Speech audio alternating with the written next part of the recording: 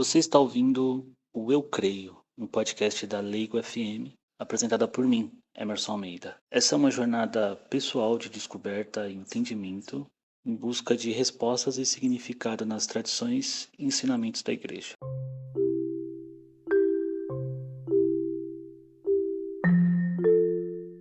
Primeira sessão, Eu Creio, Nós Cremos. Capítulo 2, Deus vem ao encontro do homem. Artigo 1, Revelação de Deus. Parte 2, a etapa da revelação.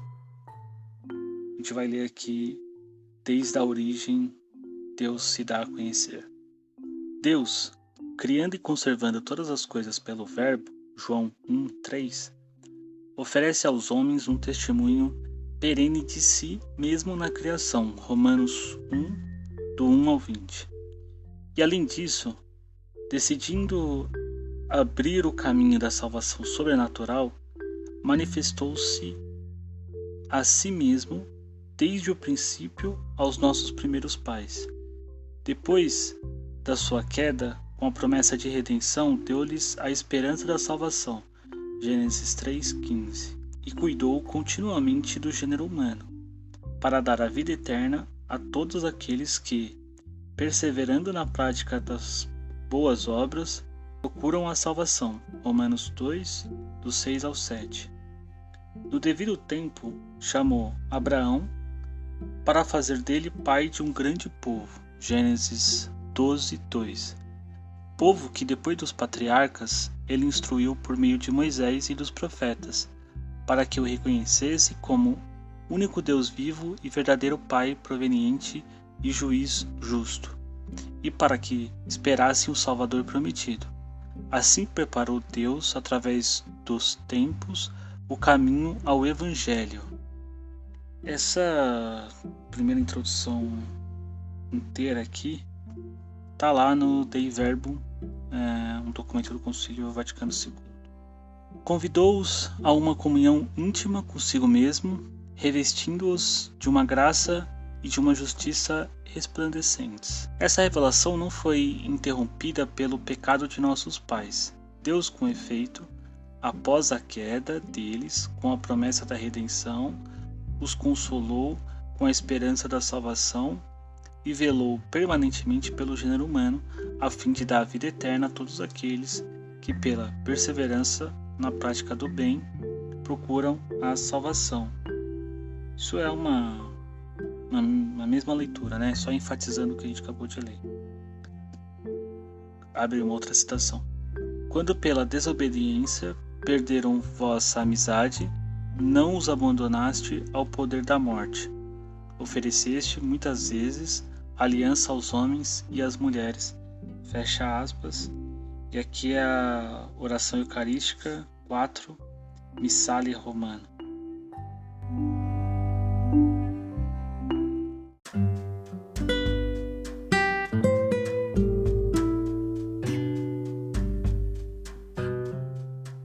Bom, essa primeira parte, desde a origem Deus se dá a conhecer, praticamente aqui uma situação inteira da Dei Verbum, falando dessa vinda de Deus. Eu acho que eu comentei em um episódio atrás sobre essa chamada no tempo, né? Então aqui fala duas vezes isso, né? Fala sobre a manifestação do próprio Deus, né? Manifestou-se a si mesmo desde o princípio nos nossos primeiros pais. Então Deus chama Abraão e Deus não deixa esse povo. Então algumas coisas aqui se repetem, né? Por exemplo, essa vontade de Deus, e que Deus nunca deixou o homem, nunca deixou de consolar, sempre deu a promessa ou a esperança dessa redenção. Fica aqui nessas etapas da redenção. A gente entra aqui na primeira etapa, talvez, que é essa etapa da origem ali, e a origem começa temporalmente, talvez, muitas aspas aqui, na chamada de Deus a Abraão, que promete aos patriarcas ali, né, essa redenção pra gente. Tá bem simples aqui. Eu acho que a Dei Verbum, pelo menos do que a gente pôde perceber dela por esses poucos textos que a gente leu, ela é bem autoexplicável, né? Talvez essa seja a ideia dela e por isso que aqui a gente repete bastante ela.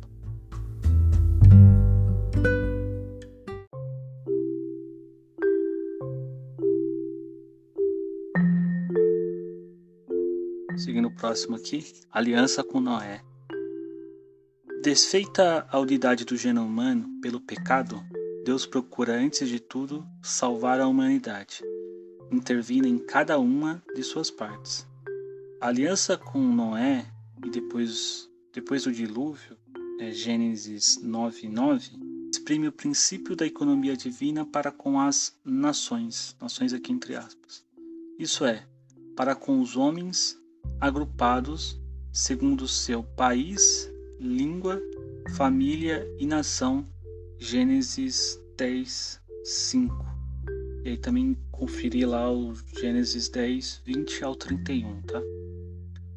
Essa ordem cósmica, social e religiosa da pluralidade das nações, tem ali uma menção a Atos 17:26 ao 27, destina-se a limitar o orgulho de uma humanidade decaída que, unânime em sua perversidade, Sabedoria 10:5, gostaria de construir por si mesmo sua unidade à maneira de Babel, Gênesis 11:4 ao 6. Contudo, devido ao pecado, Romanos 1:18 ao 25, o politeísmo, assim como a idolatria da nação e de seu chefe, constituiu uma contínua ameaça de perversão pagã para essa economia provisória. A aliança com Noé permanece em vigor durante todo o tempo das nações. A gente olha ali Lucas 21:24. Até a proclamação universal do Evangelho. A Bíblia venera algumas grandes figuras das nações, entre aspas, tais como Abel, o justo, o rei e sacerdote Melquisedeque, Gênesis 14:18, ou os justos Noé, Daniel e Jó. Assim, a Escritura exprime que grau elevado de santidade pode atingir os que vivem segundo a aliança de Noé, na expectativa de que Cristo congregue na unidade todos os filhos de Deus dispersos. João 11:52.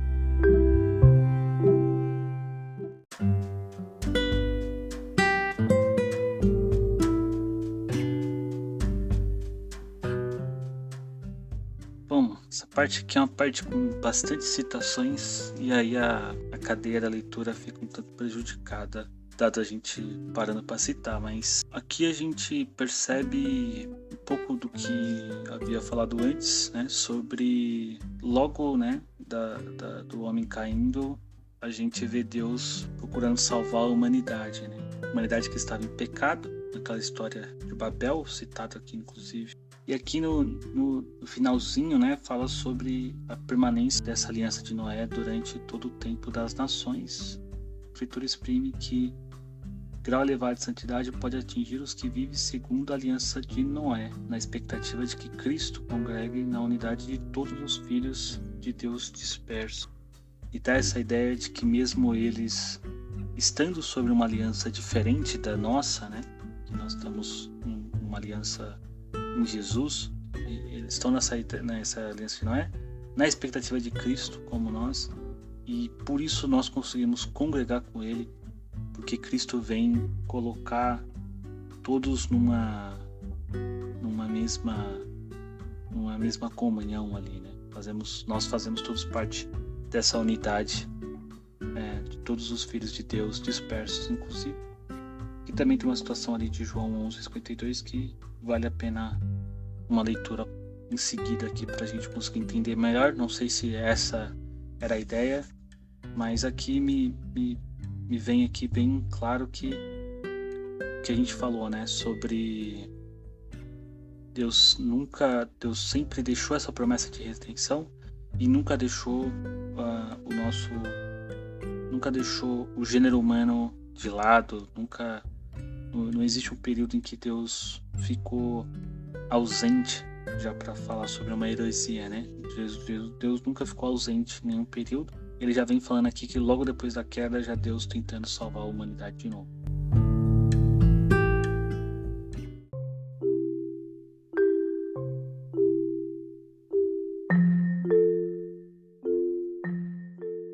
próximo item é Deus elege Abraão.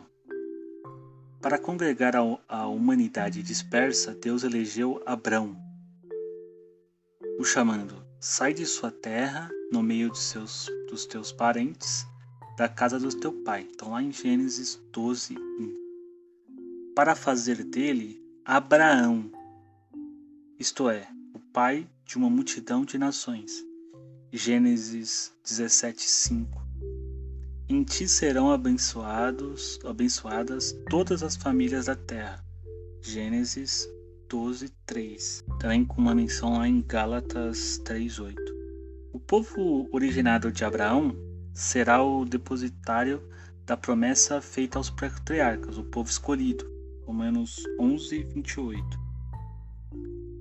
Chamado a preparar um dia a unidade da igreja de todos os filhos de Deus, esse povo será a raiz sobre a qual serão enxertados os pagãos tornados crentes. Lá em Romanos 11, 17 ao 18 e 24. Os patriarcas e os profetas, bem como outras personalidades do Antigo Testamento, foram e serão sempre venerados como santos em todas as tradições litúrgicas da Igreja.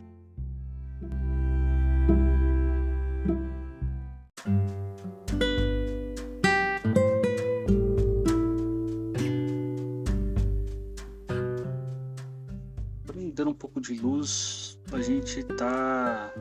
O nome é Etapas da Revelação, né? Então acho que a gente tá, não aleatoriamente, caminhando para essa etapa. A primeira leitura ela foi âncora, né?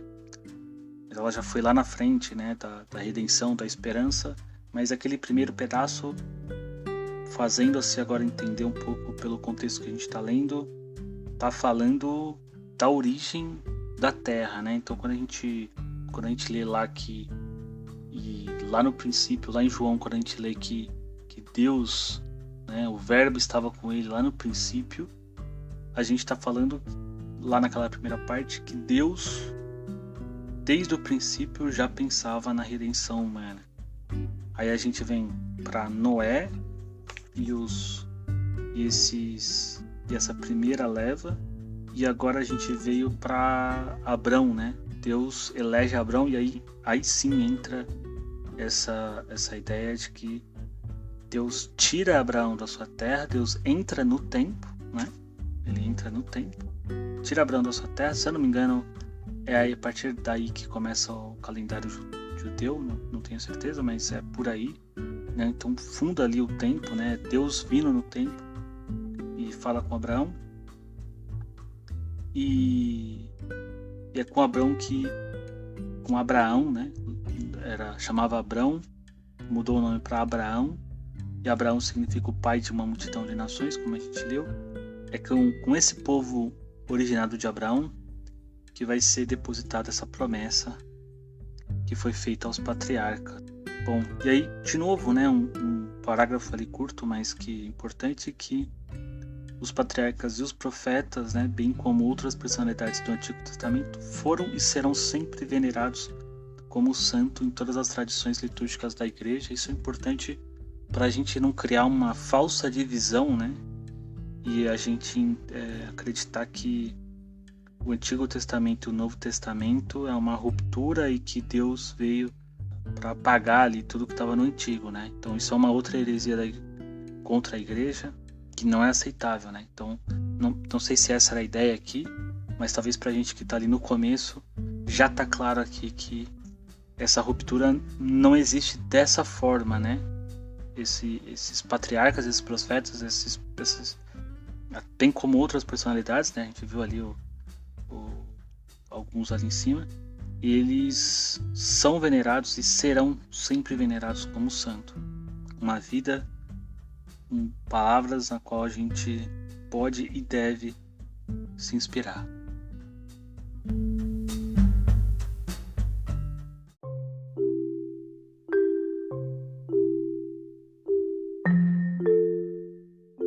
A quarta parte é Deus forma seu povo Israel. Depois dos patriarcas, Deus formou Israel como seu povo, o salvando da escravidão do Egito. fez com ele a aliança do Sinai e deu-lhe, por intermédio de Moisés, sua lei, para que o reconhecesse e o servisse como único Deus vivo e verdadeiro, Pai proveniente e juiz justo, e para que esperasse o Salvador prometido. Israel é o povo sacerdotal de Deus. Êxodo 19:6. Aquele sob o qual é invocado o nome do Senhor. Deuteronômio 28:10. É o povo daqueles aos quais Deus falou em primeiro lugar. Sexta-feira da Paixão do Senhor, oração universal. O povo dos irmãos mais velhos da fé de Abraão. Essa frase é a frase de um discurso de João Paulo II, discurso na sinagoga durante o encontro com a comunidade hebraica na cidade de Roma, 13 de abril de 1986. Por meio dos profetas, Deus forma seu povo na esperança da salvação, na expectativa de uma aliança nova e eterna, destinada a todos os homens, e que será impressa nos corações. Os profetas anunciam uma redenção radical do povo de Deus, a purificação de todas as suas infidelidades, uma salvação que incluirá todas as nações. Serão, sobretudo, os pobres e os humildes do Senhor os portadores dessa esperança. As mulheres santas como Sara, Rebeca, Raquel, Miriam, Débora, Ana, Judite e Esther mantiveram viva a esperança na salvação de Israel. Entre todas elas, a figura mais luminosa é Maria. Lucas 1:38 é uma menção aqui.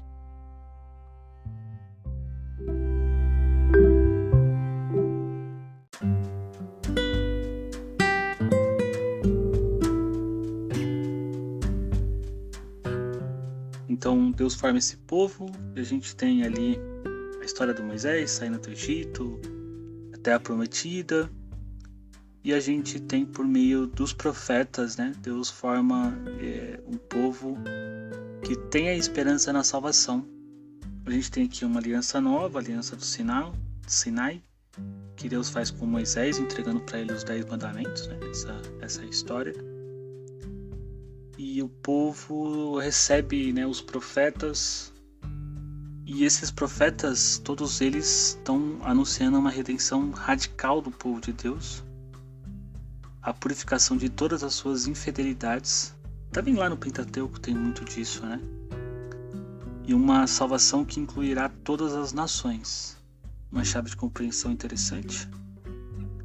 E uma coisa que vem muito forte depois, principalmente com Jesus, é que serão sobretudo os pobres e os humildes do Senhor. Aqui não faz uma citação, por exemplo, lá no Sermão da Montanha, mas talvez nem caberia aqui, mas lá fala bastante, né, sobre para quem é o reino do céu. Aqui coloca também que as mulheres, né, então cita algumas delas, que são responsáveis por manter viva a esperança na salvação de Israel. Então cita aqui nominalmente essas mulheres. Importante também tá essas mulheres aqui. E é mais importante ainda, né, porque primeiro a gente vê que no Antigo Testamento a gente teve mulheres muito importantes, e estão nominadas aqui, né, Sara, Rebeca, Raquel, Miriam, Débora, Ana, Judite e Esther. Isso é importante porque isso dá um valor ainda maior, né? Porque entre todas elas a mais luminosa é com certeza Maria, fazendo a citação lá em Lucas 1:38.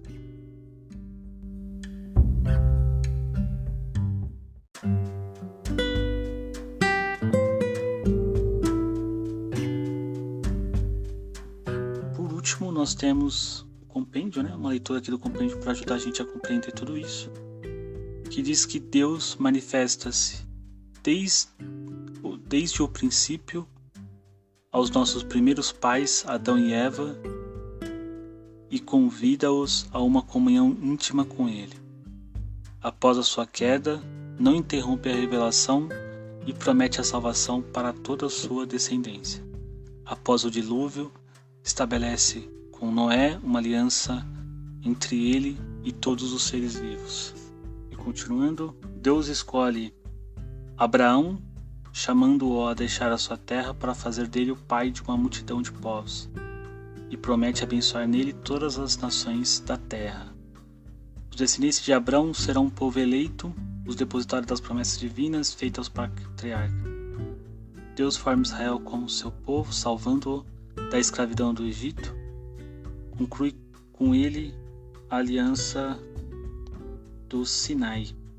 Esse é exatamente o texto que a gente leu, né? E dá-lhe a sua lei por meio de Moisés.